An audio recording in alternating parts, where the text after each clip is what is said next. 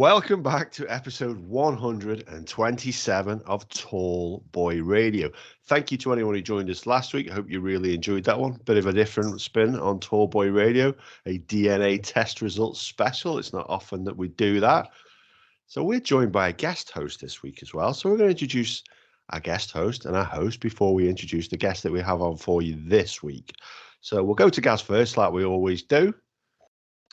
Evening, chaps. Evening, the world. Hope everybody is okay. Really looking forward to this. I do love a little bit of the paranormal. I have a bit of an interest in it, so I'm quite excited about where we're going to go with this. Tonight, I'm drinking. I don't quite know how you pronounce that. Actually, it's a German beer brewed since sort of 1300s. It's only about 5%, so middle of the road. Tastes really, really good. And I'm drinking out of a kind gift from Andy, the left glass, if you can see that. There we go. It's actually a lovely sort of amber golden colour. So, yeah, very tasty. Fair play, fair play. Andy? I'm drinking H2O because everyone should stay hydrated. And to wash that down, I've got a nice Hay Club whiskey. Good man. Just to wash the taste out of my mouth. The taste of the water. And like I said, we're joined by a guest host. He's with us. We can now confirm, if you know, last week, my cousin Bo, all the way from San Antonio, Texas. And he's in a different setting this week. Do you want to say hello, dude? Tell us a little bit about where you are. Yeah, a little bit different. I'm actually in my office right now, which means I can't partake in the festival of alcohol. But I do have the H2O flavored because I don't like to taste the water either. No. Good man. And the beer that I'm drinking before we introduce the guest is a beer from Wild Child Brewing Co. And it is called, if you can see it there, Hot Fuzz, after the Sam and Peg movie. And it is a raspberry cream donut pale ale. It comes in at 5.6%. And actually, it's weird because I always feel like it has a texture of donuts to it as well. Bit peculiar. But hopefully I'll go on okay with it. It's been a hot day here, so no doubt I'll smash it down, even if it tastes foul.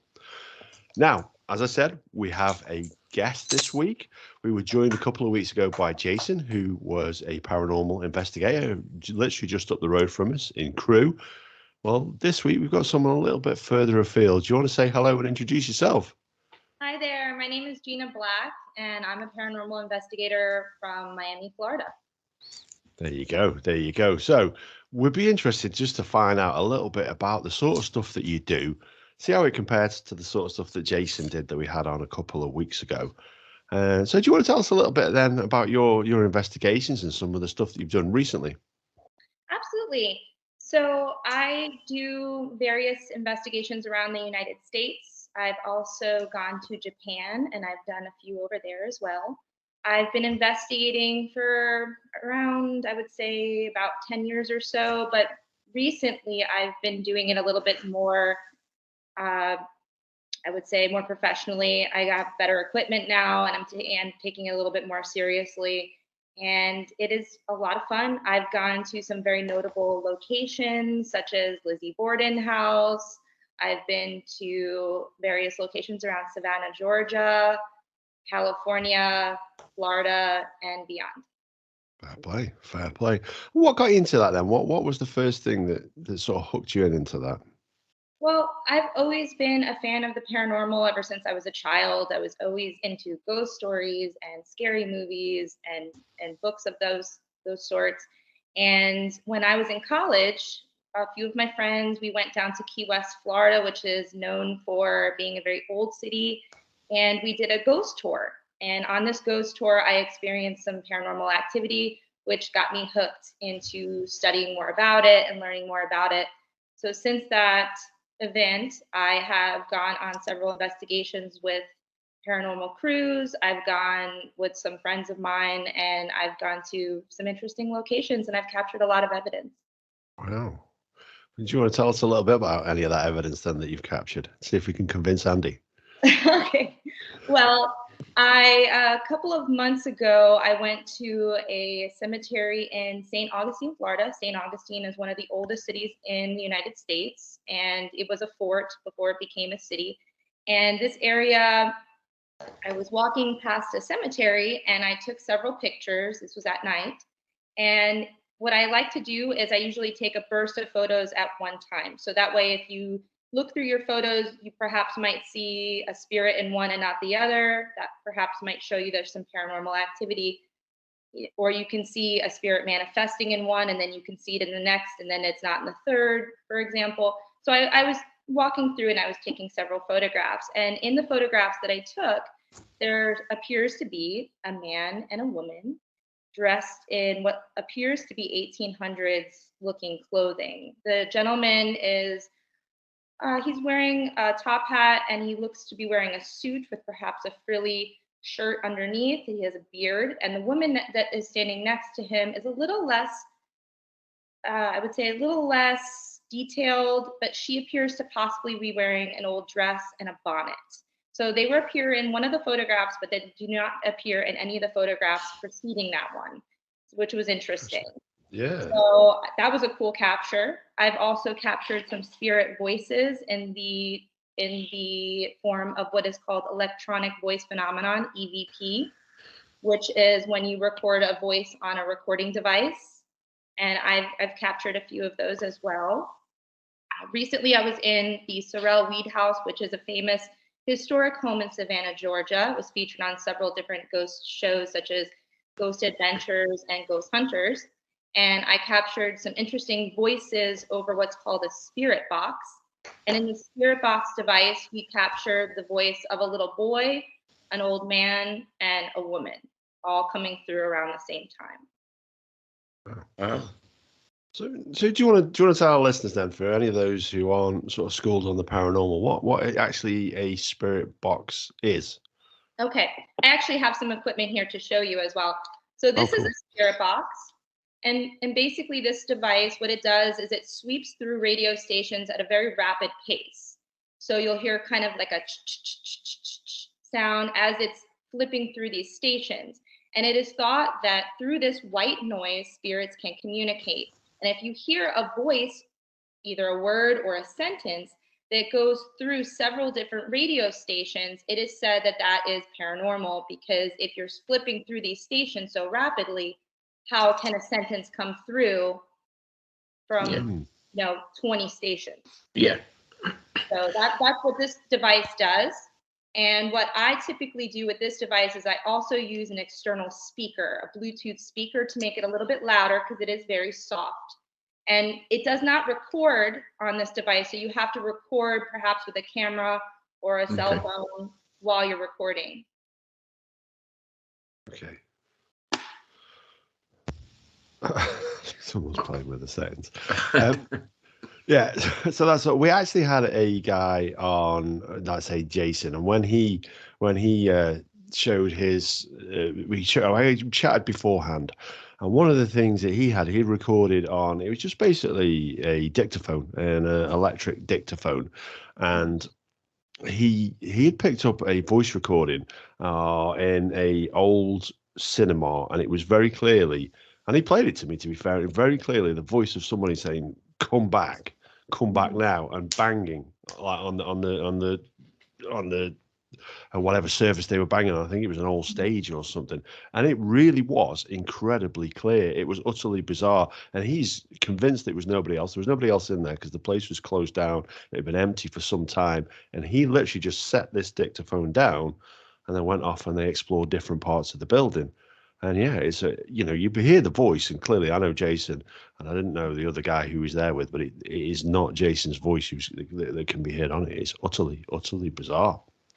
What do you guys make of that? Well, I know that Ken, we've had Ken on before, haven't we? I know that Ken has sort of dabbled, and Ken he's a guy, Gina, who he said has had experience of sort of paranormal activity, says he's seen a ghost, or he believes have seen something, and has dabbled a little bit with the odd recording device. And I'm sure that he said he kept a device by the side of his bed, was it at night or something, and it records similar to what you've just said, Gina, in terms of the white noise or background noise, and he's convinced that he's heard something back through this device.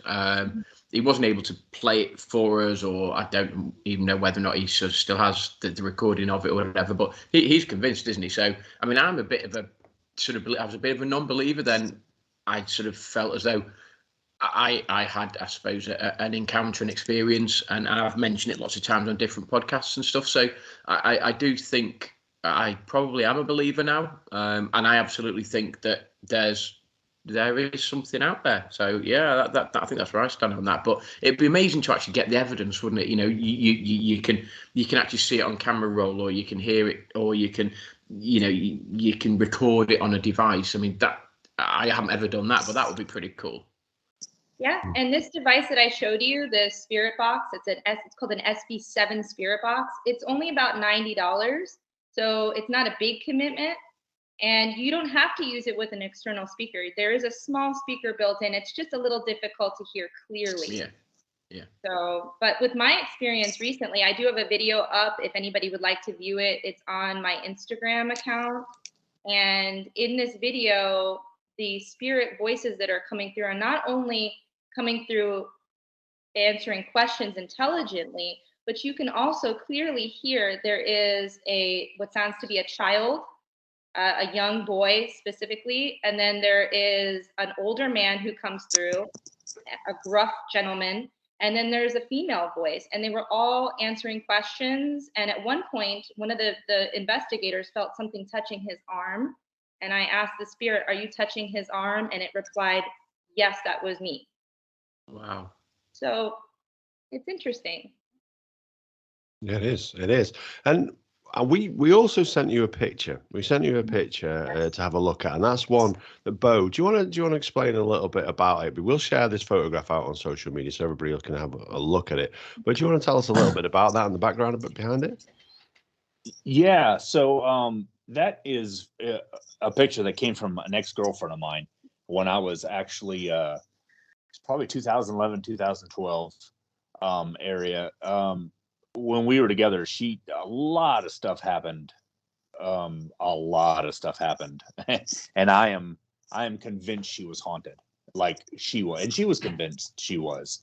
But she didn't think that everything was bad all the time. But this particular picture, I was working night shift at one of my other jobs, and she said that she felt something. She looked over, can see this with her naked eye, and then took a picture of it and sent it to me. So this is back in 2011 or 12, when cell phones weren't that great. But that's the picture that and I always called it the bull's head because it kind of looked like a bull's head. And it actually covered this picture that I have on my wall right now. Wow. So it was covering that picture in our house. And I have no idea how that could come about at the time. I'm anxious to hear what you might think that could be. Well, when I was looking at the photograph, it looks as though something is trying to manifest. And what's interesting about that is it's almost as if the form is a shadow at first. When you look at it, you think possibly it's a shadow, but it's so dark and you can't see the wall behind it. You can't see the picture on the wall behind it, which is odd because if it was a shadow, it shouldn't be that dark. And it's interesting because it almost appears to be moving from right to left, as if something is trying to form right in front of you, which I thought was a really interesting capture. Yeah, it's an interesting photograph. Yeah, that was an interesting. That house was interesting. I think her and I lived in 4 different places, and all 4 of the places had something, but they were always different. Which was weird. That place that we lived in, that was the last place I lived in it with her, and that place had the more darker type things, kind of like that. Place before that had like little kids sounding. But yeah, that was the one picture we got, and it was very interesting. I thought it was very interesting as well. And another thing, you said she might have been haunted. And I don't think that's very far off because some people are naturally sensitive. They have psychic abilities, and those people attract spirits, both positive and negative. So it might have been because of her. And if you haven't noticed anything since you guys split, that could have been what it was. Yeah, and it was to the point when we called it quits and I left. I left around noon on a weekday. It was, I don't know, like a Tuesday or Wednesday. But before I closed the door, I actually said, "Hey, I know you're haunting her. You need to stay here." And I left. Mhm. That was like the last thing I said to that house. Fair play. Fair play. Wow. A decent thing to do as well, dude, on your way out. Yeah, very, very, very manly, very machismo. You stay over there and haunt that person, and don't follow me over here. But it's weird, isn't it? Because didn't Sid? So Gina. So my brother's name is Paul, but everyone calls him Sid. So Sid said he felt as though he was. Did he say he felt as though he was like a receiver, and he felt he was able to channel whatever it may be, and I don't know whether or not he's a believer or not. I suppose he is now, but he guested on one of our paranormal episodes, and it was weird because he hadn't told me. I'm his brother. I'm 48 years old, and he hadn't told me any of this. And he opened up on our podcast and he was like, "Wow, Jesus, okay, all right, bruv." And he said he felt as though he was a channel, and he felt as though he was quite in touch with, whether it's the spirit world or whatever you want to call it, but he felt as though very much that he was susceptible to receiving these messages, whatever it may be, and that's weird that you've just said that certain people will feel that, because that absolutely corroborates what Sid was saying. It's true, and I believe everybody has the ability to do these things. It's just finding yourself in a place mentally where you can open yourself up to them. If you don't believe and you shut yourself down and you are not willing to experience these things that way, then you're shutting off those receptors. You're not giving yourself over to possibly experiencing this type of thing. And I think some people naturally they have more of a stronger ability than others. Who knows what causes that? But there's so much of our minds that we don't even use mentally. I mean, our brains have the capacity to do so much more than we're actually using them for. So maybe that might have something to do with it, tapping into that part of your brain that we don't normally use. So in your sort of field as such, I mean, is there any research? Is there any study? Is there a study that's ongoing in terms of physiologically or psychologically the profile of people that are more susceptible or receptive to this? I mean, you said that some people can, some people can't, and it's your own mindset, but I'm just curious as to, is there something, as I say, whether it's I can't, in a way, I can't get my head around whether it's physiological, but maybe psychological, if you've had a particular trauma or you attach feeling this to a particular trauma in your life, maybe, I don't know.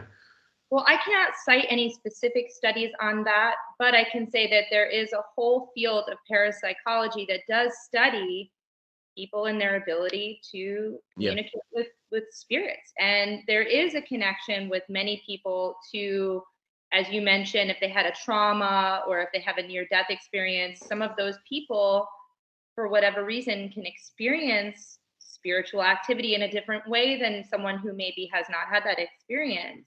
Yeah. And that absolutely might have something to do with the fact that they're more open to it. Yeah. Because of their experiences. So it's one of those fields where we just don't know the answers yet. And that's why there's really no professionals when it comes to paranormal investigators or paranormal researchers, because we don't have those answers. And that's what I think is so interesting about this field. It's a new frontier. It's a new frontier of science. Do you find that sort of in your travels and when you went abroad and you've been doing this research, do you find, sorry, Andy, people like Andy who are just like, no, there's always an explanation. There's always a, no, that definitely didn't happen. This is the rational, do you almost get sort of frowned upon, or, are there people that are quite rude in terms of sort of, because you believe and they don't, and therefore they struggle to accept what you're trying to explain to them, or? Absolutely. I oftentimes will encounter people just in regular conversation and they ask me, oh, you do paranormal research, and what does that mean? And how can you say that that's real? And what I would counter that with is the fact that I use many different devices to prove the paranormal. I'm not just going out there and saying, hey, I'm talking to ghosts. I have so many different types of equipment that I use. And even when I use that equipment, I try to debunk it. I look through and I'll say, okay, I think I caught a shadow on the video. Let's see if something in this room could be causing that shadow. Or I caught a glowing orb. Was there any light source that was being used? Is there anything in the room that could be causing that orb? So even with the equipment, there is still a very large amount of going through and trying to debunk that.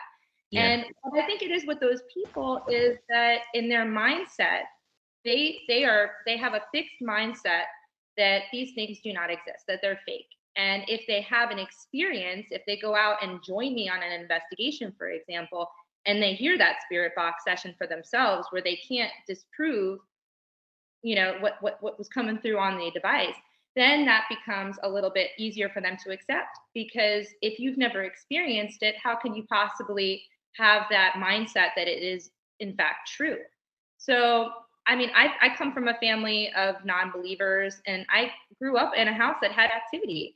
And both of my parents experienced things fly across the room. They've seen things they can't explain, and they still to this day don't believe in spiritual activity, which is wild. But some people just choose not to. So what would they put that down to then? So, you said that they've been in a house and they've experienced things flying across the room. What did they say? Oh, it's just a freak gust of wind that carries this plate. I don't know. How did they sort of rationalize that? Or I don't see. I mean, if you see something like that, surely then you have to think, well, that's odd. That's weird. How do you rationalize that? They just, I don't know what caused that, and it's not a ghost, and it's a strange thing. But some people, it's not in their comfort zone to look past that mindset, and that's okay. I'm not going to force that on them. But I would say for the average person, and oftentimes if I can, I would invite that skeptic to come with me on an investigation, because they can not only be there. I want a skeptic because, hey, if I capture something and I think it's the holy grail, and I'm so excited, and they say, hey, I hate to break this to you, but this over here was causing the light, and the way that the light was moving, you thought it was a shadow, and in fact it wasn't. And yes, that might crush me a little bit in the moment, because I'm there to capture a ghost. Yeah. But I want the skeptic. And in fact, I invite the skeptics. And I have had some people come with me on investigations, and they've gone in hard skeptics. And when they walk away, they say, well, I can't say I'm a true believer, but I can't explain that. Yeah. And that's enough for me. and that it's weird because we did it. Sorry, I don't know whether you're going to jump in there. Me and myself, Adam and Andy, we were talking about perhaps going to go and try and hold a podcast from a couple of places local to us that are haunted. There's a couple of places in particular that there's lots of sort of accounts of paranormal activity, and it's strange because we were sort of surmising as to how it would play out in the evening if we were able to capture something. And myself and Adam were a bit like, oh my God, there's a ghost. And Andy was like, nah, it's just a curtain flapping, or nah, it's just, and that literally like really trying to rationalize what happened. Whereas me and Adam would be like, woo, we saw a ghost sort of thing, and it was that. And I suppose that goes back, I think now I'm relatively open-minded about it. Whereas Andy, our resident skeptic, would be like, nah, this is a draft, or nah, this and look for real world answers to why that happened. Whereas myself and Adam may be a bit like, oh, did that happen? Did we see something? Well, Jason, who joined us, like I say, he started off as a non-believer, and then once he met his now wife, he's moved into her house, and he shared a story where he was arguing with one of his kids, and next minute, the lights that were above him just blew out. All three of them just shattered above him, and everybody stopped arguing. And his wife said, I think we need to have a conversation about some of the residents that were in this house. And he was like, okay. And after that, he was a believer. Before that, he was a total Andy. So Andy, have you heard but anything? But you see in that situation, Andy would be like, yeah, it's just a power surge, lights blow out, it's a power surge. Literally, so he would look for a real world solution to whatever that. So well, let's ask him, Andy. Yeah, you absolutely. Come on, going to convince you? It's going to change your mind, dude. I've been waiting for half an hour to say something. No, I mean, I'm not a big naysayer. I think I just like to see it for myself. You see these shows on like Discovery Channel, and it'll be like some blurry picture and stuff like that. That sort of stuff I'm not a big thing in. I think with technology now, obviously, it's a lot more provable. And if someone shows that to me physically, then yeah, I'll say, fine. I might allow that and say, yeah, there's something going on. But I am open. I won't say I'm a total naysayer just yet. Just yet. Yeah, it's like we discussed it in another episode where I'd like to think of. Well, there's like studies on like wood and stuff like that, whether trees and all that does have this sort of energy about it, and the same as what people do. So when you're saying about one place you went to, and it's like banging on a stage or something like that, and they're trying to prove, well, not trying to prove, they're trying to study whether wood can sort of like store that like sound and stuff as well, and Yeah. and it's quite. I do find that interesting. It's like you were very much like you sort of belong to the earth, and the earth being, there's things that, whether it be certain surfaces, certain compounds, certain alloys, whatever it may be, are able to hold and store previous energy and manifest itself in whatever it may be, creaking, banging, snapping type noises, aren't you? And I suppose that would be quite cool to think, actually, it has stored that, and then it's manifested itself in whatever it may be. But that's just the Earth's nature. That's just the Earth. That's just what it is, and we don't fully understand that either yet. So I don't know. That'd be. They did think the Earth was flat years ago, didn't they? And they did think like we were the only planet in the solar system and stuff like that. So down like, you never know. It could be months, could be years. They could turn around saying, well, ghosts are another dimension or whatever, or they are like people who've passed away or whatever. Yeah. And, if you turn around saying that, I won't say no, I don't believe it. But as you said, we might be on a spectrum, we might be on a scale in terms of we're only just discovering a little bit as to actually what is out there, and we're nowhere near the end journey yet, but we're just on a little bit of we've just started the voyage into discovery. That sounds really grandiose, doesn't it? But we're only just on the start of the voyage into understanding exactly what's going on. Absolutely. Yeah.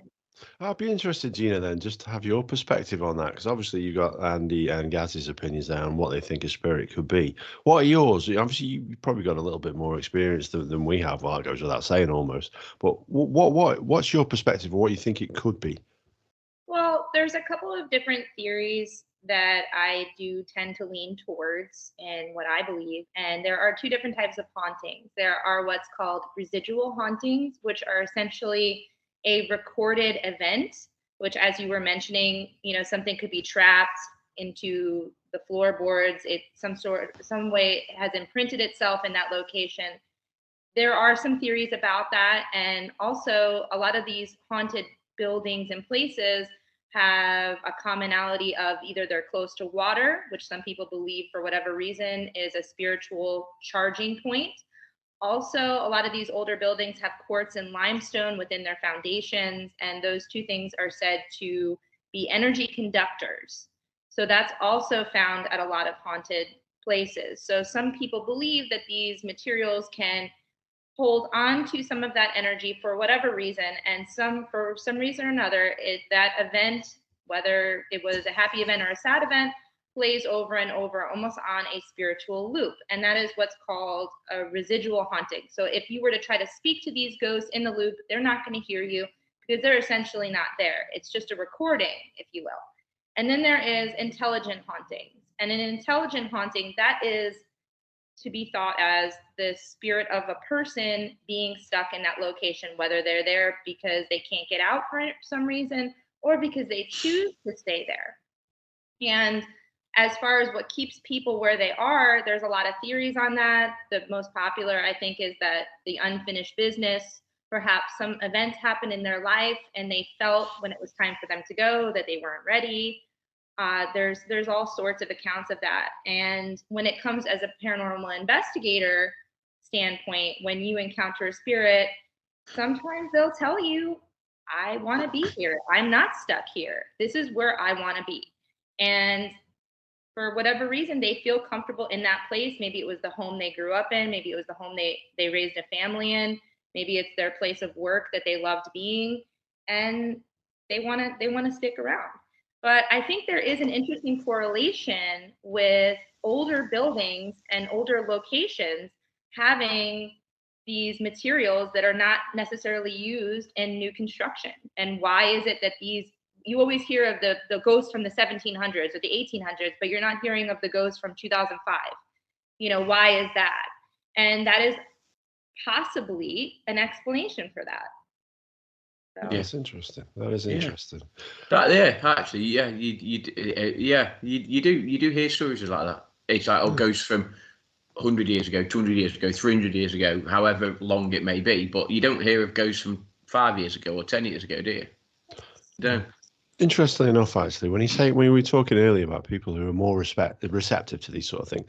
So the last house that we lived in, and if you're familiar with the story, we always tell you, bought it off Gaz's dad, and it was built, I think, round about the end of the Second World War. I think Second World War thing, yeah. It was round about then. And my wife used to say when she was there, she would have terrible trouble going to sleep at night because every time she closed her eyes, she could hear conversations. It could be a big Grey, super great smashing. That would terrify anybody. Yeah, but no, so that's a waking terror in its own right. That's my worst fear. I'd have too many beers at the cricket club and then come home there because he'd forgotten he'd moved house. Well, no, she would hear various conversations and she couldn't switch off. She says, absolute nightmare. And then we moved to where we're living now, and we were the first people ever to live here. It's a new build. And she said on the first night, I remember saying to me, weirdest thing. I put my head on the pillow last night and I didn't hear a conversation. I didn't hear a word. It's like, yeah, that's a bit spooky. It's a bit spooky. Wow. I actually slept. Wow, that's like, that is a bit spooky, isn't it? Because you see, I don't remember my dad. Sorry, G. So my dad used to live in this house, and Adam and Kim bought the house off my dad.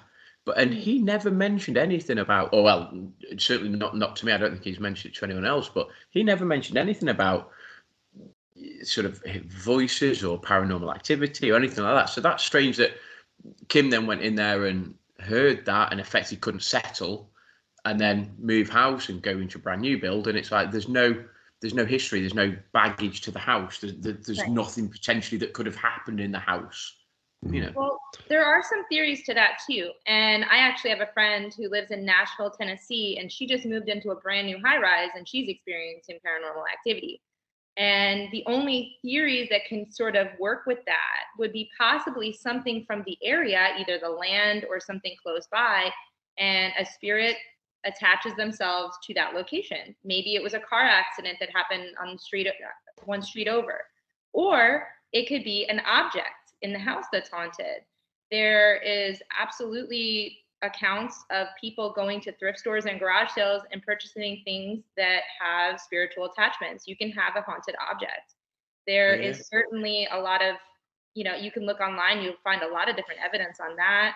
And that's usually why whenever I have a friend ask me about these things, I say that the first thing is, did you buy anything used recently? Yeah. And if they say yes, I say take it outside and sage it because you don't know what's on it. You don't know what came with it.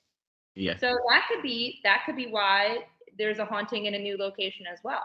Or it could be just like we spoke about earlier. It could be a person who's attracting these things. So you never. There's so many different variables. It's so hard to say what it could be. Yeah. Wow. So like I say, we were talking about the receptiveness of people. Obviously, maybe is the case.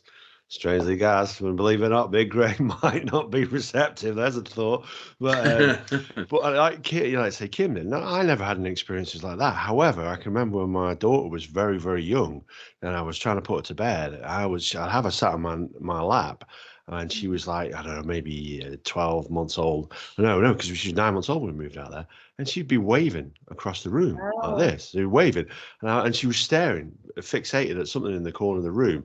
And I stared, and I said, "Look, you need to go now. I'm trying to put my daughter down to sleep."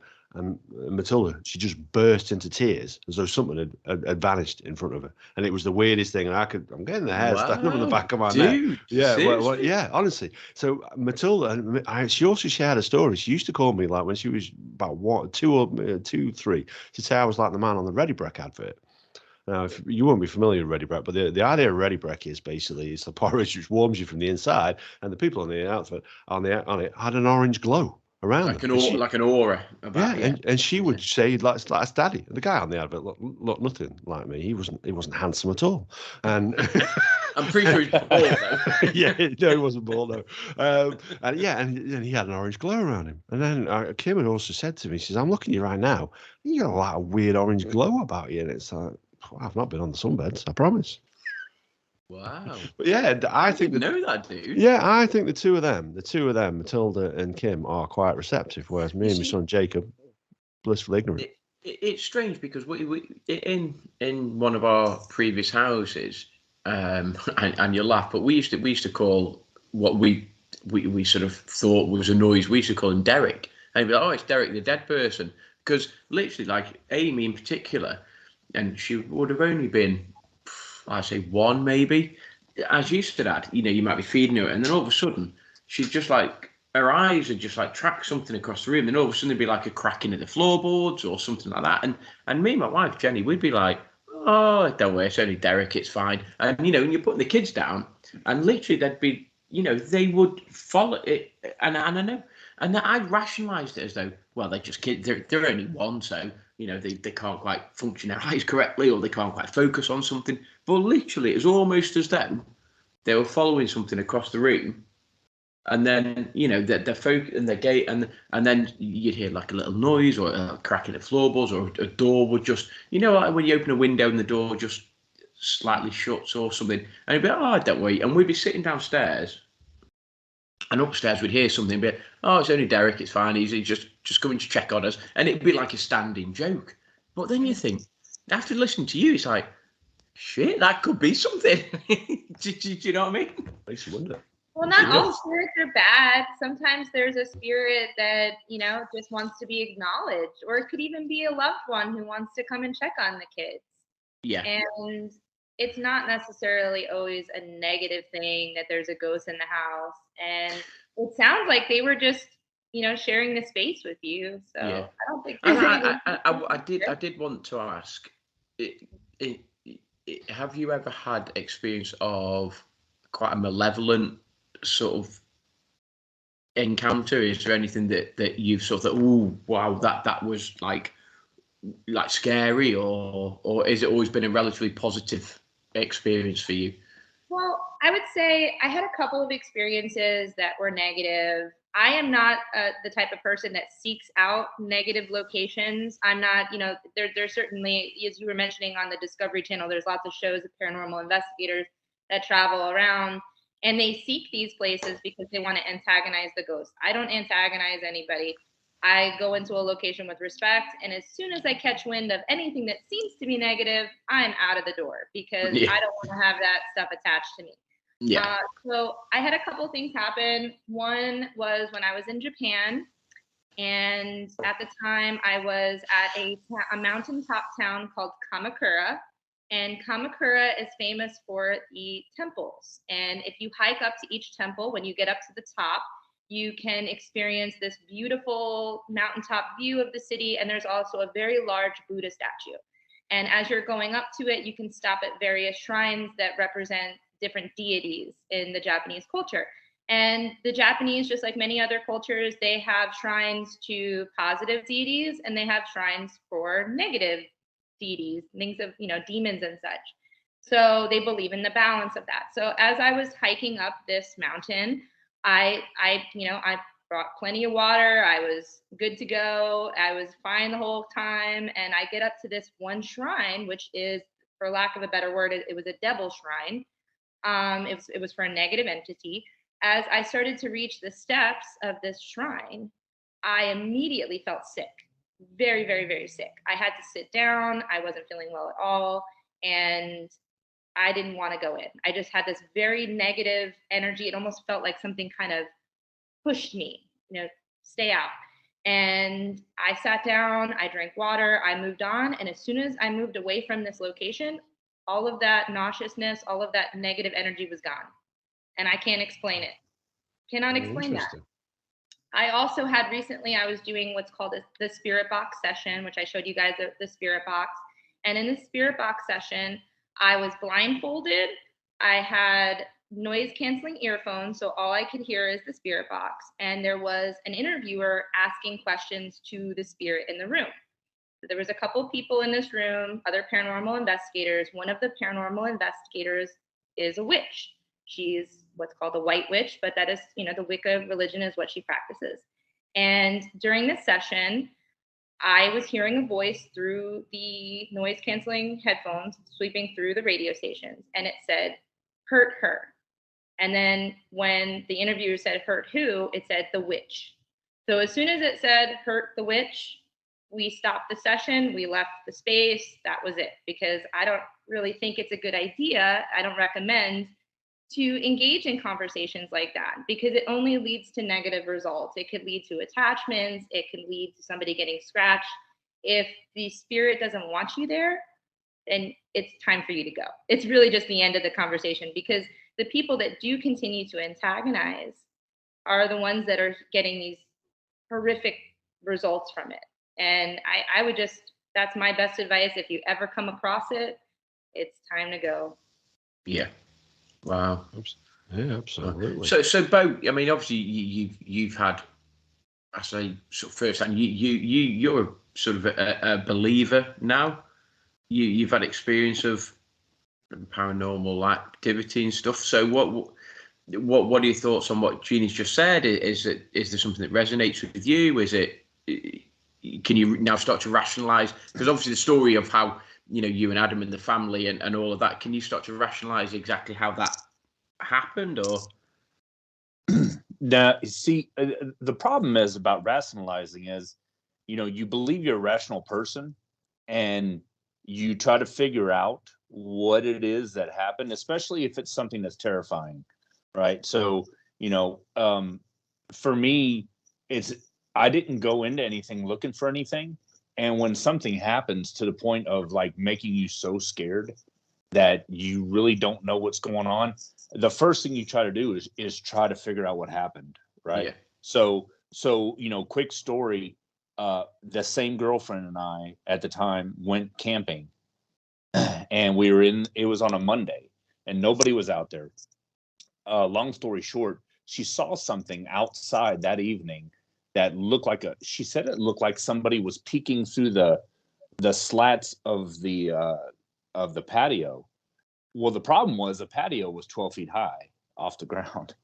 So wow. There was nobody that could, I even showed her, I walked her outside and I was like, there's nobody, whatever. So she laid down, but I got the feeling something bad was about to happen. I couldn't figure it out really, but I went and laid down. There was plenty of light in the room. You could see everything. And I heard a noise behind her head that sounded like scratching. And when she rolled over, her hands were tied together by the lamp cord. Right. Yeah, wow. I never, and I undid them real quick. I jumped off the bed. It was raining. I ended up throwing everything in my truck, driving out of there. We were about an hour and a half from home. And when I got to the house, I was trying to tie my hands together because I was convinced that she'd done it herself. Mm-hmm. That she did that to herself. But it's ingrained in my head wow. What I saw. Well, that's physically effective. That's physically impossible for you to do that. You can't physically tie your own wrists together, can you? I don't know. I tried. I tried to do what I saw, what's ingrained in my head. So I ended up calling the place the next day and explaining. Well, first I called my friend and I was like, "Have I ever lied to you?" You were like, "What?" Because I'm about to tell you something and you're gonna think I'm crazy. Wow. So yeah, that was absolutely the craziest thing. I'm sorry, she was asleep during this? Yes, she kept jerking. And she's looking at me and I'm looking at her and I'm like, "What are you moving for?" And she goes, "Something keeps pulling my arms off the bed." And I said, "You're crazy." So I just stayed completely awake. And when it finally happened, I put my hands in the air to show her that I'm not messing with her. And she rolled over and her hands were tied together. So she was asleep, or she was awake looking at you saying it's not me. She was trying to go to sleep.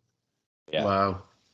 So it was the most unsettling thing that's ever happened in my life. And as a matter of fact, me and my wife now, we had to go to that same place not the same cabin, but the I was same gonna location. do, I didn't go nowhere near there. No. Yeah, absolutely. we had to go to the same location to meet some friends to pick up their keys, and I was almost having a panic attack. And this is about 3 years ago. I was almost having a panic attack, and I was telling her this is where because I told her the story. I said this is where it happened, and it was literally giving me a panic attack just to even go back onto that property. So you were talking to Chris about that, about what had happened previously to you. Wow, really? Yeah, Chris knows Wow. the story. It's definitely when I called back over there, when I told her what happened, the lady on the phone, she said, "Oh no, not again." Oh my god. I was literally just about to say, so was it something when you Yeah. rang them that they've had experience before, and obviously you just answered that question. Oh, wow. I mean, like hairs on the back of my neck are chilling now. It's like, Jesus, dude, I didn't know that. Scared the hell out. And then of course, me having be a police officer and everything, and I'm trying to explain to everybody, and my buddies are like, "Let's go there." I'm like, I don't want to. Yeah, you can go. I'm going to be. I don't want to. Yeah. I'm not going back. So I'll be the dispatch guy in the office. That's fine. Right. Wow.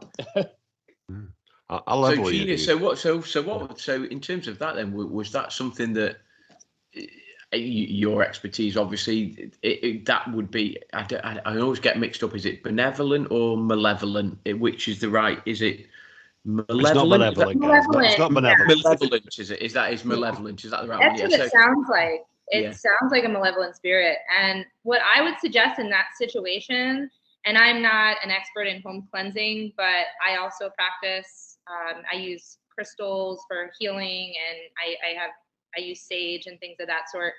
I would suggest immediately cleansing the space and using sage to cleanse the space. And sage, when you burn sage, it's a common practice in Native American culture, and it clears a space of negative energy. And oftentimes that will help. But if it still persists in a situation like that, you might actually have to call in a priest or some sort of medicine man to come in and bless the home. Because if a spirit is going to lash out and physically hurt someone, that is not a good situation to be in. And I agree with you. I would be terrified as well. But one thing that a lot of people do feel is that when you have an event like this happen to you, it obviously is going to scare you. That is the natural reaction for anybody, to be terrified. And the spirit feeds off of that fear. It feeds off of that energy. And if you're able to say out loud and tell them, you can't mess with me and you can't touch my girlfriend and I am the king of this castle, sometimes that is enough to put that spirit in its place. But certainly there are levels of, hauntings that do require a professional, and that could be in the form of a couple of different things. But I would say if you ever experience anything like that again, you got to sage the house, you got to cleanse the house, and you got to take some precautions, because that absolutely would terrify anybody in their right mind. That's crazy. Yeah, and I will tell you, after that incident, some more things were going on at the house, and we did contact which I think was a reputable company down there in the Biloxi area, Mississippi, where we were, and I sent them, information on this, and I sent them what was going on. They said they couldn't find out anything about that place. But they said if anything was happening at my house, to contact them again. Well, it was. So I did contact them, and they were supposed to come do an investigation. We had already got a hotel. We were going to leave and let them do the investigation, and everybody got sick the night they were supposed to come. They got sick. All of us got sick.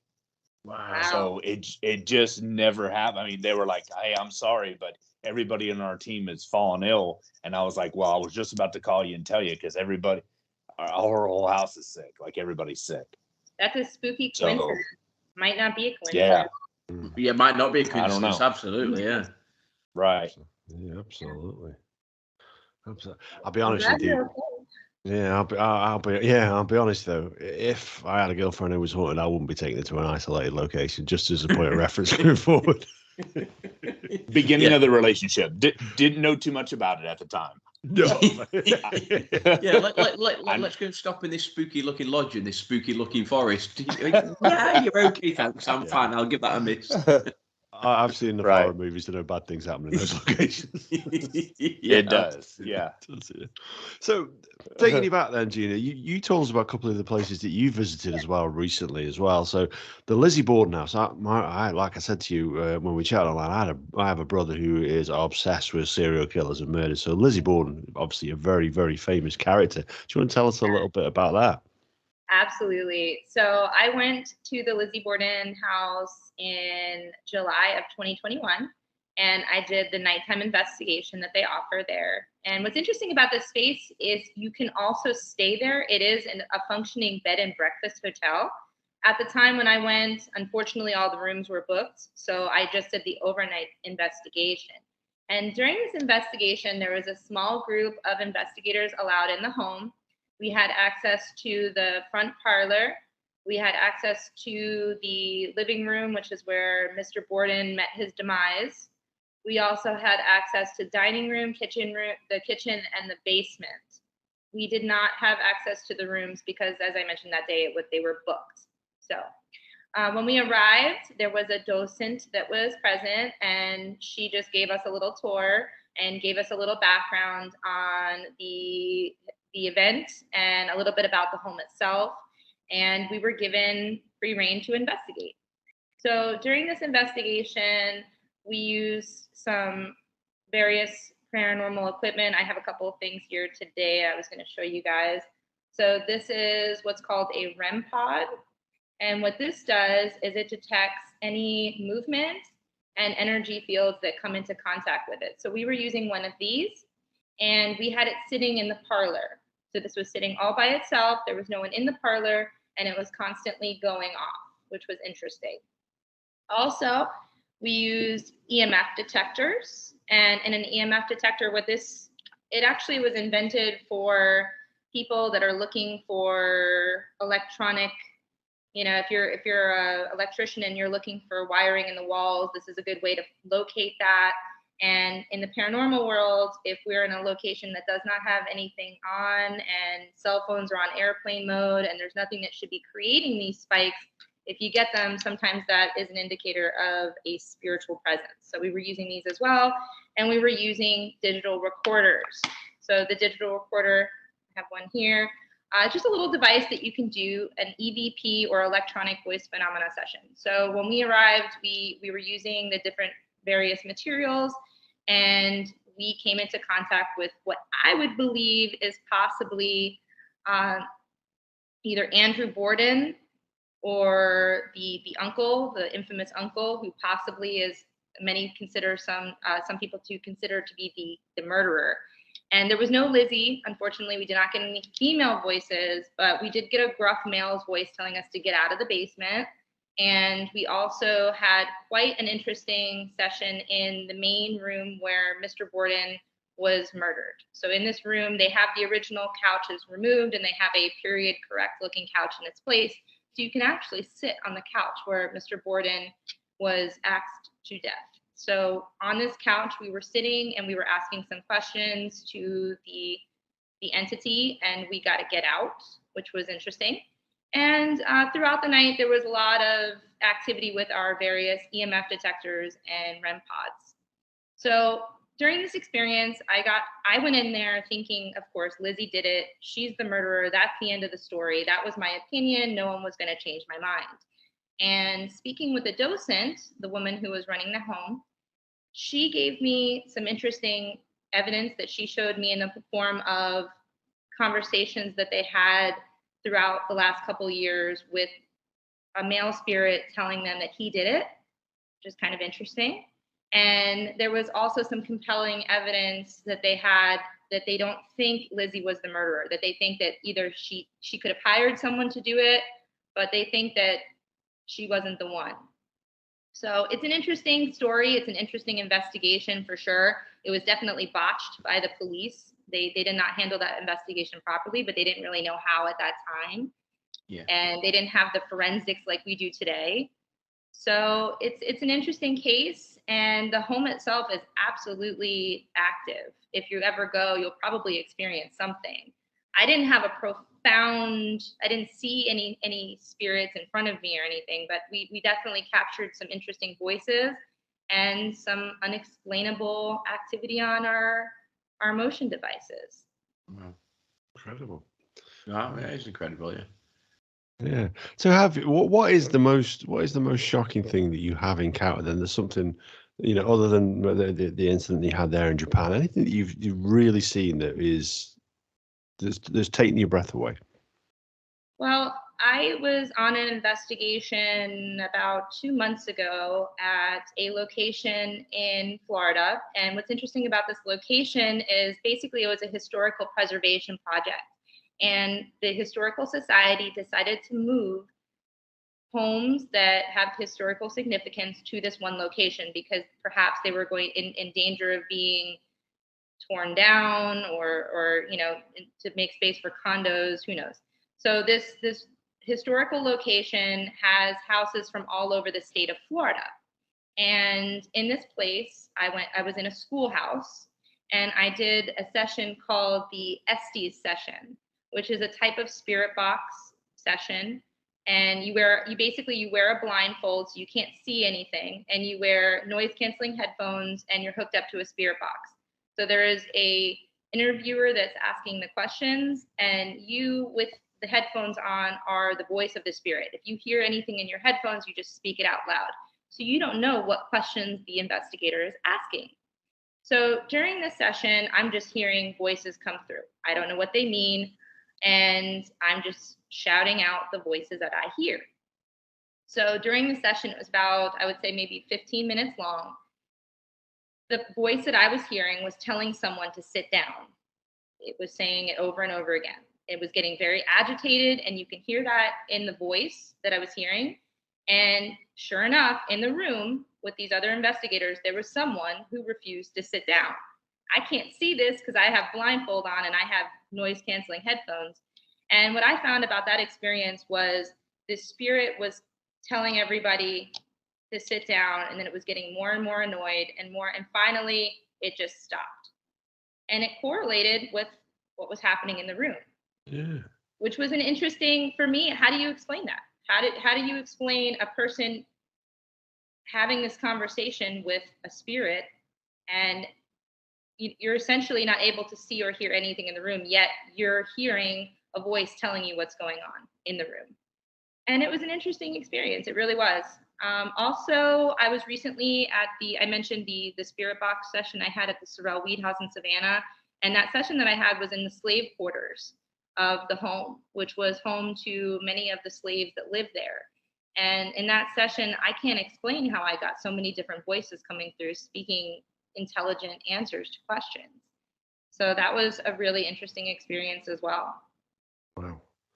And so you do that. Is Ouija boards? Is that something that you'd mess with, or no? No. No, there can't be anything good that comes out of a spirit board. I don't believe in them, and I think I do believe in them as far as working, but I wouldn't recommend using them because there's just too many negative stories out there. And even if 90% of them aren't true, if 10% of them are, I just would stay away. Because that's strange, isn't it? Because growing up through secondary school, and they were always, we're going around to such and such a house, we're going to do a Ouija board, and they'd be like, they'd be like, you're pushing the glass, and they say, no, I'm not. And there's all these, but even if only, as you said, if only 5%, 10% of these things, and I've done Ouija boards and stuff, and I'm not going to say to my kids do them, but I've been to various people's houses and done various Ouija boards, and people have said, you've got to turn the glass over, you've got to smash the glass, because if you don't smash the glass, then it means that the spirit is still live, and all of that sort of stuff. And I remember going to one, and literally the girl picked up the glass and just threw it across the kitchen. The glass smashed, and we were all like, what? Like, what's going on, sort of thing. So it's weird that you've said. I want to ask you, is there, and I know you deal with effectively sort of ghosts as such. Is there a correlation, or have you looked or investigated into what would be classed as sort of extraterrestrial? Is it otherworldly beings, or have you had any experience of that, or is it all ghosts or experiences centered around Earth as such? I haven't had any personal experience with extraterrestrials, but I'm not going to say that I don't believe in them. I think there's way too much evidence available, especially with recent government publications that show that there is evidence of that. But I've never personally experienced it. I would never have experienced that. That's not something I would go out seeking. Yeah. And I know a lot of people do have opinions. There are a lot of theories that people believe that spiritual encounters are aliens and that we're not actually experiencing the ghost of a dead person, that it could be some sort of extraterrestrial. Something else. Yeah. I've heard that too. And it could be whatever you want it to be. We don't know if there's angels that exist. We don't know if there's demons that exist. We could say maybe there's positive and negative energies, but we don't really know. Is it an angel? Is it a spirit? Is it an alien? Is it? Yeah. What is it? We don't know yet. That's why it's normal.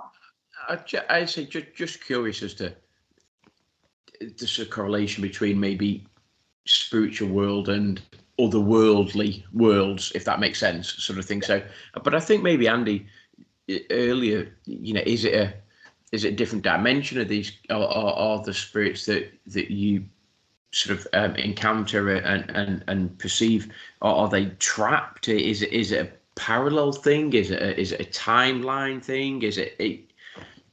What is it? If you were asked to sort of describe it, and I know I'm putting you on the spot now, but what would you describe it as?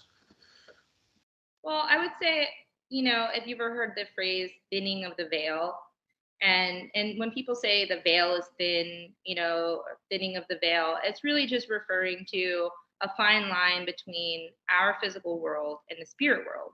So thinning of the veil means maybe it's easier for those two worlds to collide because the veil or the barrier that separates them is thinner. And I think that perhaps in some locations, maybe the veil is thinner. Maybe the separation between our physical world is a little easier to cross over in some places versus others. And perhaps that's why some places are more haunted than others. Maybe there's portals between our dimension and another dimension, or our timeline and another timeline. So there's certainly possibilities that would support that. Okay, and that's interesting, because I'm going to sound a little geeky now. Well, I'm 48, so I don't mind being sounding geeky. But you look at something like Stranger Things, and is it that sort of, they talk about the upside down world, and and in that particular village, that town, that there's a thinning of the veil, as you said, in as much as actually the difference between what we perceive as reality and the other world aspect, it's thinning, and therefore you will see lots of transfer going on, and you might get pockets of that around America, around Japan and various other places in the world. And is that so? You will get hotspots as such, in terms of if you go there is a thinning of the veil. Oh, yeah.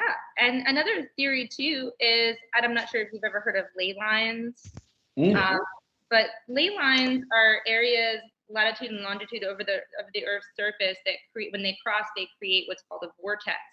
And in several areas around the globe, there are areas where these ley lines or energy lines will converge. And there are famous places. There's Stonehenge, that is on what's called ley lines.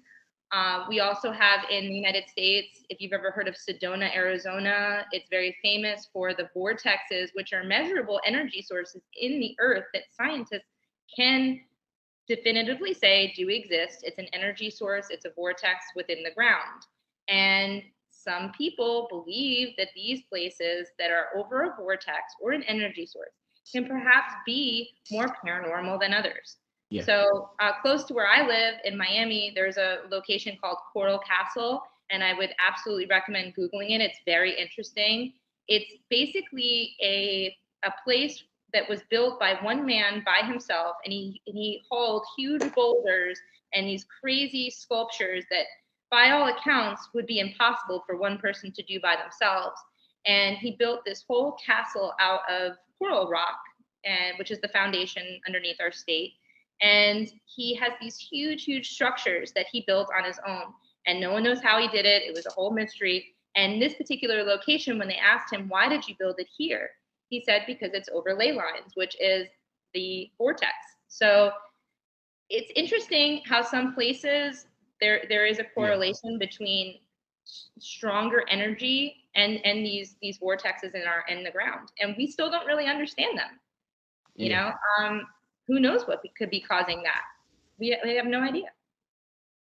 That's it. And I think that's the whole thing. And that's where the fascination lies, because there is that lack of understanding, isn't there? It's the possibility of uncovering the stone that opens everything up and makes everything clear. And that's, I think, probably the most interesting thing about it. But go on, we'll go to Andy. We'll go to Andy for a Springer's final thought before we close this one out. It's quite a journey, today's episode, thinking about like you know, the explanations and stuff, and like Bo's story is still like just playing through my head. I was thinking, I don't know what I'd do in that situation. the tied up stuff, like don't tell us, Andy. Don't tell us, Andy. Yeah, that's a different story, Andy. I'd probably still be in my knickers running down the road. But it's a wild story, but I don't know. You know, like I say, I don't believe we ever will know, because stuff's changing. Technology and science. I always think of like, oh yeah, I want science to confirm it, but scientists is like people like us who say, well, I think this is true, and everyone takes it as gospel, and that's what everyone's told. So whether you know, like these, I'm going to research ley lines. I haven't heard of them personally, but yeah, I'm gonna Google some stuff. I've definitely heard. I mean, ley lines is something that I've certainly heard of it, and you will get certain routes across spanning continents, and obviously you mentioned Stonehenge, and that sits on one, and there's various routes through Europe and sort of Northern Europe and across all over the place, and so I definitely have heard of ley lines, and then you look at crop circles and all of that, and what's that, and all of those sorts of things, and do you get these crop circles that appear on ley lines, and is there a correlation between crop circles and ley lines and all of that sort of stuff? So it's I mean, I'm a bit of a believer, but after listening to you, Gina, I'm definitely more of a believer, I think.